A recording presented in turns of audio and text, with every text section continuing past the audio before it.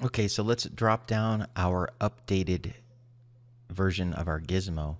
This time I'm going to do it a little differently. I'm going to use the miscellaneous menu here, and I'm going to update all plugins.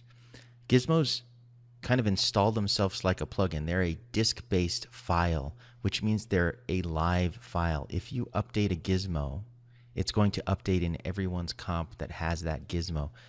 That's the reason why you need to be so careful with them. Now that I've scanned for all of the plugins, I can go here and it will show up in this list of all plugins. So I put it under D. So it should be here under despill. Despill color. Here it is in the list. And we'll learn how to permanently install these in the menus later. There we go. There's our despill color. So let's continue upgrading this. We've got to explode it first. So I'm going to go to the node, copy to group before we can edit it. And now this group is editable. And we want to add unspill to this. So let's drill down into the group. Control, enter. And we'll start wiring up an unspill. So if you remember how unspill works, we need to get the difference of the original image and the green screen. And we have the original input with the green. So we're going to do a merge difference to get our spill map.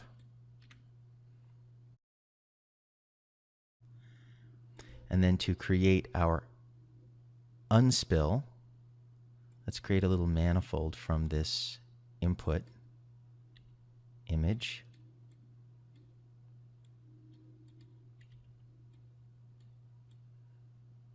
We will offset the green of the screen by the spill map here.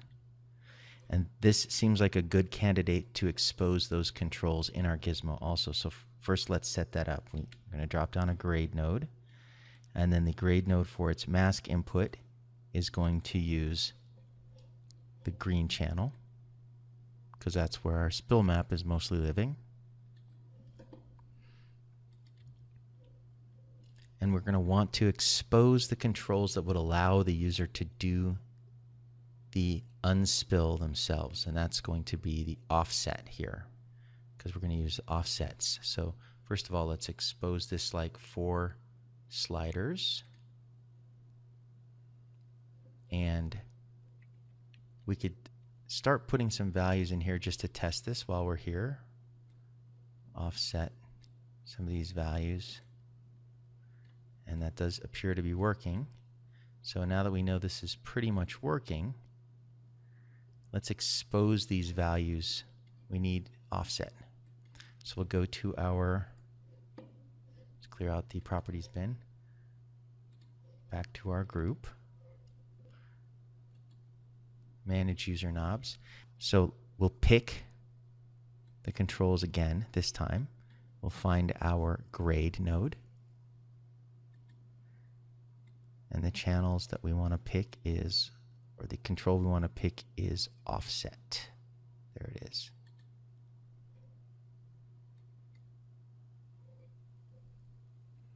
And we want that to be above these other things, I think. Or actually, it's usually best to group things in the order that you're going to use them. So I think leaving this down below everything is good. Let's add a little break here to make it clear. Another divider to make it clear that this is the next stage of the workflow. Now the user has a pretty decent control for the offset. And we might want to adjust the label a little bit. So let's adjust the label here so that's a little bit more descriptive for the user. Unspill offset. There we go.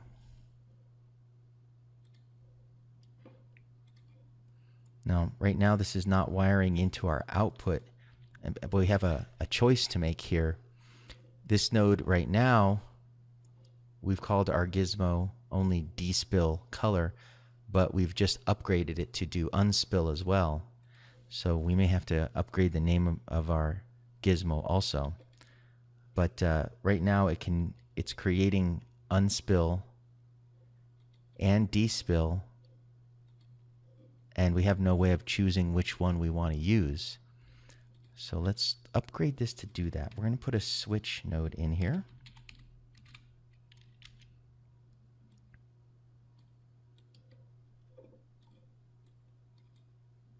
And we'll have to create a control for this switch node.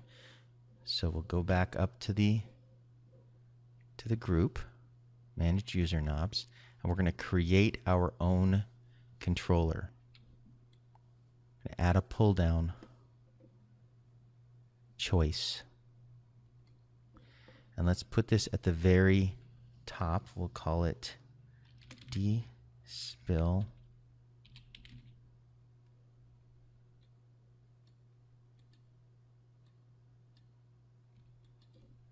unspill. That's the name of the thing, and we'll give a good label.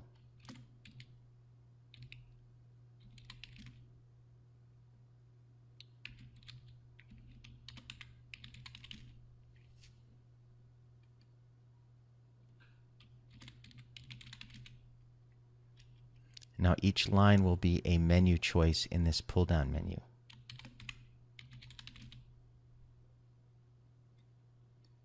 There we go. So this will be before everything. We can choose what type of spill suppression we want to do. Done. And then in our switch, for this switch here, I'm going to hit, you can either right click and select add expression, or you can hit the equal sign on the keyboard, and that will bring up the edit expression dialog, and you can add your expression. So I'm going to say parent, and then despill. This is the name of the control we created. Unspill. And it will pick the number. It will return an integer for each entry in that pull down menu. The first entry is index 0. So I want to connect that to the 0 input of the switch, whatever I want to be the first one. So you see I have despill selected for the 0 input and the unspill on the 1 input. So now when I select that, it will select the 1 input. Let's view it here. If I select this one, it will select the 0 input. Okay, so now we've upgraded our Gizmo to do both regular old despill, but then it can also do unspill. So let's reset our controls here for our unspill offset, because that might be a little confusing for the user if they open it up and it comes back with a wacky color. So I'm going to reset all of these.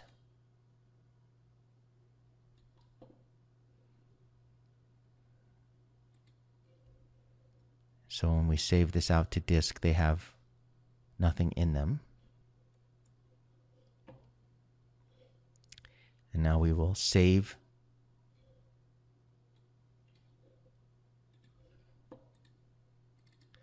We'll export this again as a Gizmo. And let's change the name now. We're going to upgrade the name of our despill color Gizmo to, we'll call it despill unspill color.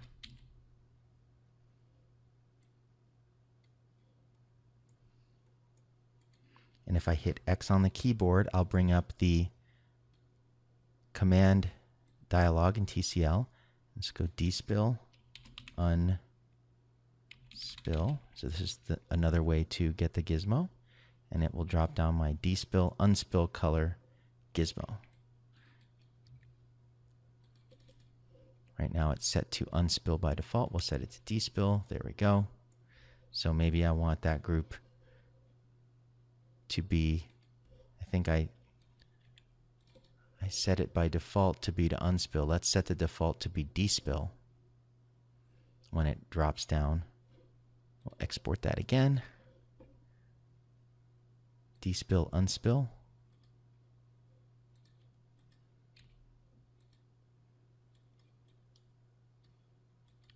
There we go. Just ready to go.